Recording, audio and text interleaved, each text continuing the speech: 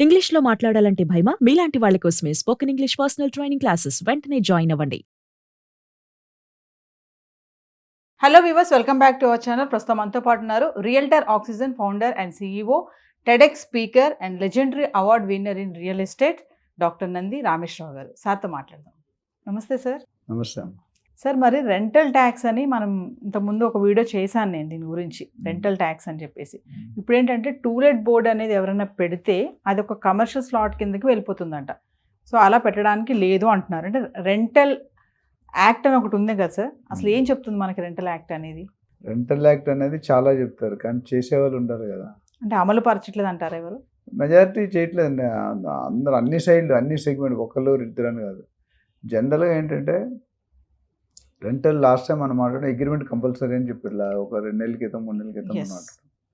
దానివల్ల ఓనర్కి బెనిఫిట్స్ ఉన్నాయి, టెనెంట్కి బెనిఫిట్స్ ఉన్నాయి. ఎలా అంటే ఇప్పుడు మీరు టెనెంట్ ఒక ఆయన ఎక్స్ ఓనర్ ఉన్నాడు, మీరు వెళ్తారు, దిగుతారు, అక్కడ కొన్ని ఇల్లీగల్ యాక్టివిటీస్ చేస్తారు. అప్పుడు ఏమవుతుంది? ఓనర్ ఇప్పుడు కొత్తగా లేటెస్ట్ కాన్సెప్ట్ రెంటల్ యాక్ట్లో ఏముంటుంది, ఆల్రెడీ ఉందే.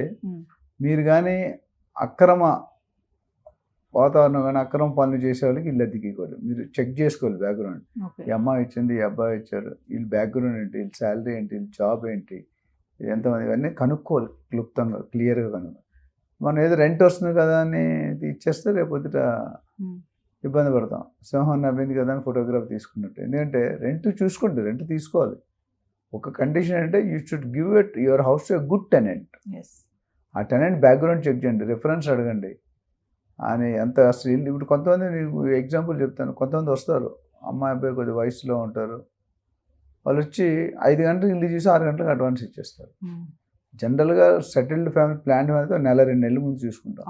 సడన్గా ఎందుకు చేస్తున్నారు? There is some slip between the cup and the lip. అంటే ఏదో ఒక దారుణం జరిగి అక్కడ వస్తుంది. 1 మంత్ 1 hour 2 hours ఎవడు ఊడు ముందు వాళ్ళు వస్తారు, వాళ్ళ ఫ్యామిలీ వస్తారు, అందరు చూసి వాట్స్ వస్తారు, చూసుకొని తీసుకుంటారు. అది ఒకటి ఎగ్జాంపుల్. రెండోది, మనం రెంట్ కలెక్ట్ చేసి డిక్లేర్ చేయాలి, చేయట్లేదు. ఇప్పుడు ఏమంటారంటే టెనెంట్ చెప్తున్నారు, మీరు సర్టిఫికెట్ అంటే రిసిప్ట్ అడగండి, ఆన్లైన్ చేయండి.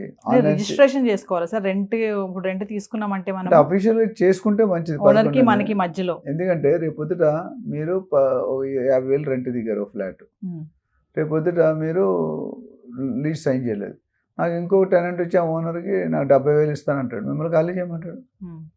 ఇమీడియట్ ఖాళీ చేయగలరా మీరు? అందుకని రిజిస్ట్రేషన్ ఉంటే valid, court of Lalo validity. Agreement ఎప్పుడు కూడా రిజిస్ట్రేషన్ ఇద్దరికీ మంచిదే. కొద్ది డబ్బు ఎప్పుడు ఎవరు పెట్టుకోవాలి, రిజిస్ట్రేషన్ ఛార్జీలు అనేది పెద్ద సమస్య. నేను 50,000 అంటే 6 లక్షలు ప్లస్ డిపాజిట్ ఒక 3 నెలలు ఇస్తే అదొక 1,50,000 అంటే 7,50,000 ఛార్జ్ చేస్తారు మినిమం పర్సెంటేజ్. బట్ చూసుకున్న సేఫ్టీ ఉంటుంది. లాక్ ఇన్ పీరియడ్ అని ఒకటి ఉంది. అంటే లాక్ ఇన్ పీరియడ్ అంటే ఇంత టైంకి మీరు కమిట్ అవుతున్నారు, మీకు ఉన్నా లేకపోతే రెంట్ ఇవ్వాలి.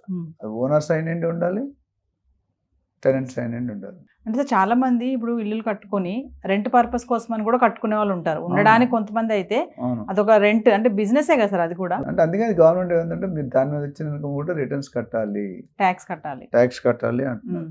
కానీ అక్కడక్కడ కడుతున్నారు, కొంతమంది కట్టట్లేదు. ఎస్పెషల్లీ ఇంకొక క్లాజ్ ఏంటంటే టులెట్ బోర్డ్స్ పెట్టడానికి అబ్జెక్ట్ చేస్తున్నారు. ఎందుకంటే టులెట్ బోర్డు పెడితే కమర్షియల్ కింద పరిగణిస్తారు గవర్నమెంట్. ఎందుకంటే టులెట్ పెట్టగానే supply is less, demand is more, especially commercial officer. చాలా మంది రెసిడెన్షియల్లో కమర్షియల్ యాక్టివిటీస్ అనాథరైజ్డ్గా నడుపుతున్నారు. ఇప్పుడు కమర్షియల్ అంటే ఇప్పుడు మీరు సపోజ్ ఒక రెసిడెంట్కి ఒక ఫ్లాట్కో ఇల్లుకో 10,000 ట్యాక్స్ కడుతున్నారు కొన్ని సంవత్సరానికి. కమర్షియల్ది 40,000 అయిపోద్ది minimum 4 times. Water bill commercial అయిపోద్ది, ఎలక్ట్రిసిటీ బిల్ అంటే ఏది ప్రతి బోర్డు పెట్టుకుంటే కమర్షియల్. అంటే గవర్నమెంట్ ఇన్కమే కదా, అది రానట్లే. బోర్డు కొట్టి తలుపు మీద పెట్టేసుకుంటున్నారు, చిన్నది బయటకు కనిపించదు. ఆఫీస్ అవుతుందా, స్టూడియో అవుతుందా, ఇల్లీగల్ యాక్టివిటీ ఉందా, ఎవరికి తెలియదు. కొన్ని ఇల్లు ఎలా ఉంటుంటే బయట ఎవరికి తెలియదు, లోన్ జరిగేది ఎవరికి తెలియదు, ఆ ఓనర్కి ఆ టెనెంట్కి తెలుస్తుంది. ఈ గవర్నమెంట్ వాళ్ళు ఎప్పుడైనా చెక్ చేస్తే. అందుకని బెటర్ వే ఏంటంటే ఇన్కమ్ ట్యాక్స్ కట్టడంలో మంచిదే, ఇట్స్ ఆల్వేస్ బెటర్. ఎందుకంటే 20%, 15% మినిమం కూడా ఇప్పుడు ఏమంటారంటే 1 lakh లేకుండా బతకలేరు అంటారు. 50 నుంచి 1,00,000, 50 అనేది తక్కువ. ఒక వైఫ్ హస్బెండ్, ఒక చిన్నపిల్లలు 2 ఉన్నా 1,00,000 రూపాయలు స్కూల్ ఫీజు యావరేజ్గా స్కూల్ ఫీజు, మిగతా రెంటు, మెయింటెనెన్స్, పని మనిషి ఇవన్నీ ఉన్నాయి కదా, కూరగాయలు, వెజ్, నాన్ వెజ్, ఆటోమేటిక్గా ₹1,00,000 అంటే ఈరోజు ఎస్. Not big amount. మామూలుగా చూసుకుంటే రెంట్కి దిగాలనుకున్న వాళ్ళు ఇవన్నీ అడగరు కదా సార్ అసలు. మరి మీకు మాకు రిజిస్ట్రేషన్ చేసుకోవాలి అని చెప్పి ఎవరు అడగరు కదా సార్. ఇప్పుడు బోర్డు అడగరండి. చూసుకుంటారు. ఇప్పుడు సిస్టమ్స్ అనేది చెడ్డ వాళ్ళ కోసం పెడతారు, కానీ ఫాలో అయ్యేది మంచి వాళ్ళే ఫాలో అవుతారు. Rules are formed for bad people, but rules are followed by good people. ఇంగ్లీష్లో మంచి కోట్ ఉంది, figures will never lie, liars will figure. Figures will never lie, liar అంటే మీకు అర్థం కదా. అబద్ధాలు అంటే ఎప్పుడైనా నిజం నిప్పులు అంటుంది, ఇవాళ అయితే రేపైనా బయటకు వస్తుంది, పెనాల్టీ కట్టుకోవాలి. సో బెటర్ వేజ్ అంటే చాలా మంది 11 monthsకే చేసుకుంటారు, మళ్ళీ తర్వాత ఎక్స్టెండ్ చేస్తారు. దాంట్లో 11 months తర్వాత రైట్స్, లీగల్ రైట్స్ కొన్ని టెనెంట్కి వెళ్ళిపోతాయి. చాలా మంది ప్రాపర్టీ ట్యాక్స్ టెనెంట్తో కట్టిస్తారు. అంటే ఎవరైతే కమర్షియల్ అంటే వీళ్ళు కట్టరు. ఇప్పుడు ఈ బిల్డింగ్ కమర్షియల్ నో ప్రాబ్లం. కొన్ని ఇల్లుల్లో బార్లు, పబ్బులు, కొన్ని బొటీక్స్, కొన్ని కంపెనీ, లాయర్స్ కంపెనీ అన్నీ కూడా ఇంట్లో ఉంటాయి. అది రెసిడెన్షియల్ బట్ కమర్షియల్ నడుపుతారు. గవర్నమెంట్కి లాస్. So government is expecting tax to become, మనం వాడుకున్నప్పుడు ట్యాక్స్ కట్టాలి. అంటే అద్దె రూపంలో ఇదంతా బ్లాక్ మనీగా కూడా టర్న్ అవుతుందంటే ఏం చెప్తారు సార్? అంతే కదా, చూపించేవాడు ఏదైతే జో నై దిక్తా ఓ బ్లాక్, జో దిక్తా ఓ వైట్. కనిపించి అదే తెల్లగా కనిపించే పాలు నల్లగా కనిపించేది. దీన్ని ఎలా సార్ బయటకు ఎలా తీసుకొస్తారు ఈ బ్లాక్ మనీ? అది సిస్టమ్ మొదలు పెడితే, ఇప్పుడు మొదలు పెడితే 10 years తర్వాత, ఇప్పుడు ఆన్లైన్ నరేంద్ర మోడీ రాగానే పెట్టారు డిజిటల్, అప్పుడు 2016-17 అక్కడ. ఇప్పటికి కొద్ది జనాలు సెట్ అయ్యి 80% ఆన్లైన్ చేస్తున్నారు. స్టార్టింగ్లో 10-20% ఉండేది, 5%, 10% ఉండేది. అలవాటు పడాలి, టైం పడుతుంది. ఇవాళ స్టార్ట్ చేస్తే మేబీ నెక్స్ట్ 10 years వరకు. ఇప్పుడు బాంబే, ఢిల్లీ పోతే ఎక్కువ మ్యాక్సిమం వైటే ఉంటుంది. వాళ్ళ దగ్గర కార్పొరేట్ కంపెనీలన్నీ వైట్ మనీ ఇస్తారు. వాడికి ఇష్టం లేకపోయినా క్యాష్ ఇవ్వలేరు. ఎస్పెషలీ బయట Australian companies, California, American companies, చాలా foreign countries they don't pay. వాళ్ళకి బ్లాక్ అనేది తెలియదు, అంతా వైట్లోనే ఉంటుంది. మన ఇండియాలోనే పెద్ద సబ్జెక్ట్. ఇక్కడ ఇంకా సార్ రెంట్ కూడా ఆన్లైన్లోనే పే చేయాలంట, క్యాష్ పే చేయొద్దని చెప్తున్నారు. మరి అంటే ఆన్లైన్లో ఎంతమంది ఓనర్స్ మీకు ఆన్లైన్లో పే చేయమంటున్నారు? చాలా మంది క్యాష్ ఇవ్వమంటారు కదా, మాకు క్యాషే కావాలి అంటారు కదా. అదే మరి నేను చెప్తున్నా, స్టార్ట్ చేసినప్పుడు అందరూ రిలక్టెంట్ ఉంటారు. కొద్దిగా అలవాటు పడిన కొద్దిగా స్లోగా. నరేంద్ర మోడీ ఒక పెద్ద టెక్నిక్ ఏంటంటే, ఆయన హార్ట్ అటాక్స్ ఇవ్వడు, మైల్డ్ స్ట్రోక్ ఇస్తాడు ఒక్కొక్కటి. ఇప్పుడు ఒకప్పుడు మనకి బ్లాక్ మనీ అన్నారు, ఆన్లైన్ అనేది లేదు, ఎవడు ఇష్టపడలేదు. ఇప్పుడు కొబ్బరికాయ బొండలు అమ్ముకునేవాడు, పువ్వులు అమ్ముకునేవాడు, కూరగాయలు అమ్ముకునేవాడు కూడా స్కానర్ పెడుతున్నారు. ఆటో డ్రైవర్ కానీ అడుక్కునేవాడు కూడా స్కానర్. అవన్నీ వదిలేదు. సార్ ₹10 కొట్టాను సార్, ₹100 ఆకలేసిన అన్నం కూడా, ₹100 అమౌంట్ కూడా డిసైడ్ చేసి చెప్తాను. అంటే ఆ స్టేజ్ అలవాటు చేశారు. నేను మన ఎయిర్పోర్ట్ నుండి వస్తుండగా ఊరికి వెళ్ళి మధ్యలో దామేసం దిగితే అరటిపళ్ళు అమ్మేవాడు ఉన్నాడు, కొబ్బరి బొండాలు అమ్మేవాడు ఉన్నాడు, లస్సీ షాప్ ఉంది, కూరగాయల షాప్ ఉంది. వరుసగా నలుగురు కూడా ఫస్ట్ కామన్ థింగ్ ఏంటంటే స్కానర్. తాగడం, ఆటో కూడా మనకి ₹35, ₹50 అనుకో, ₹36 అడుగుతున్నాడు. అందరు చిల్లర ఉండదు, రూపాయలే లేవు కదా, ₹2 నోట్లు ఎక్కడ ఉన్నాయి, ₹10 మినిమం, ₹5 ఉన్నట్టుంది. So doesn't work. కూడా ఎలాగిస్తారు, 40 ఇవ్వాలి, 30 ఇస్తాడు, అప్పుడు మీద 40 ఇవ్వాలి. ఇప్పుడు ఆన్లైన్ వచ్చాక కరెక్ట్ 35.3 అది వచ్చేస్తుంది, కట్ చేస్తున్నారు. అంటే ఎంతమంది రెంటల్ యాక్ట్ అనేది ఫాలో అవుతున్నారు సార్? ఒకవేళ ఫాలో అవ్వకపోతే ఏమన్నా దీనికి శిక్షలు ఉన్నాయా? ఉన్నాయండి, జైల్లో పెడతారు. ఒక ఐటీ వాడు పెనాల్టీ వేస్తాడు, నువ్వు ఎంత కట్టావు దానికి ఇన్నిసార్లు కట్టాలని. మీరు సపోజ్ ₹1,00,000 ఎగ్గొట్టారు అనుకోండి, మీకు 3 లక్షలు వేస్తాడు, లేదా 2 లక్షలు వేస్తాడు.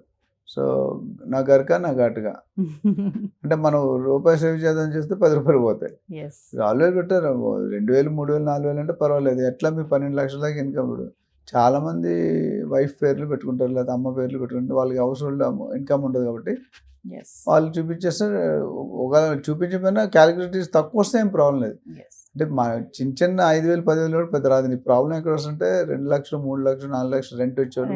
సపోజ్ నెలకి 2 లక్షలు వస్తే 24 లక్షలు, 12 లక్షలు కడితే 20%, 15% into 15, 20, 30 కట్టాలి.